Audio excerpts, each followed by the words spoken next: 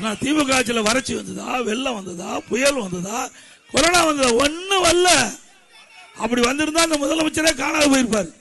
இவர் அந்த கொரோனாவிலேயே போயிருப்பார். இன்னைக்கு மாலை சென்னையில என்னை பத்தி என்ன சொல்லியிருக்கா தெரியுமா? திமுக ஆட்சியில கொரோனா வந்துச்சா, வந்திருந்தா கொரோனாவில இவரே போயிருப்பாரு. என்ன திமுக ஆட்சி வந்து தான் போயிருப்பா. இன்னைக்கு பழனிசாமி பேசியிருக்கிறார். பழனிசாமி அவர்களை, என் மரணத்தை பத்தி பேசுறீங்களா? மரணத்தை பார்த்து கலங்கக்கூடியவனும் பயப்படுகிறோம் நான் அல்ல. இந்த முத்துவேல் கருணாநிதி ஸ்டாலின் 1971 நீங்க அரசியலுக்கு வர்றதுக்கு முன்னாடியே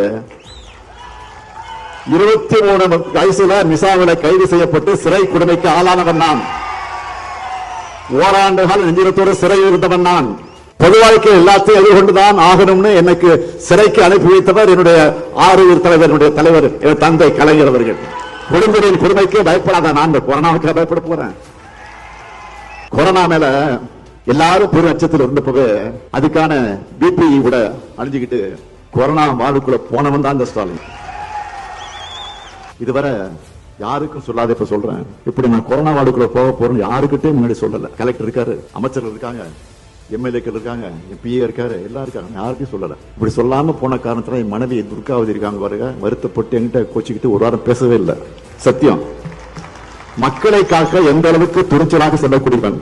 அதுக்கெல்லாம் பயந்து நான் அரசியல் தலைவரா இல்ல. பழனிசாமியோட கீழ்த்தரமான பேச்சை கேட்ட பிறகு என் வருத்தம் எல்லாம் என்ன தெரியுமா? தந்தை பெரியார், பேரறிஞர் அண்ணா, பெருந்தலைவர் காமராஜர், மக்கள் தலைவர் எம்ஜிஆர், இனமான பேராசிரியர், எத்தனையோ பண்பாடு மிக்க பெருந்தவர்களோடு நேரில் பழகக்கூடிய நீண்ட அரசியல் அனுபவம் கொண்ட நான் இன்னைக்கு இவருக்கெல்லாம் பதில் சொல்ல வேண்டிய நிலை இருக்கேன்னு நினைச்சு உண்மையிலே வருத்தப்படுறேன். அதிமுக பொதுச் செயலாளர் பிறகு பழனிசாமி ஜெயிச்சதே இல்லை. அவர் பொதுச் செயலாளர் பிறகு எங்கேயாவது ஜெயிச்சிருக்காரா? திமுக தலைவரான பிறகு உங்களோட ஆதரவால நான் தோற்றதே இல்லை.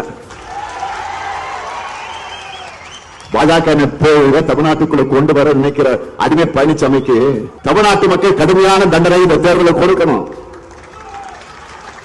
உண்மையில் நடக்கிற தேர்தல் என்பது டெல்லிக்கும் தமிழ்நாட்டுக்கும் நடக்கிற தேர்தல்.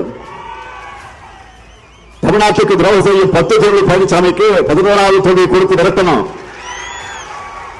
டபுள் டப்பா சொல்லிக்கிட்டு டெல்லியில ரிமோட் கண்ட்ரோலுக்கு ஆடுகிற அடிமைகள் தமிழ்நாட்டை ஆளக்கூடாது.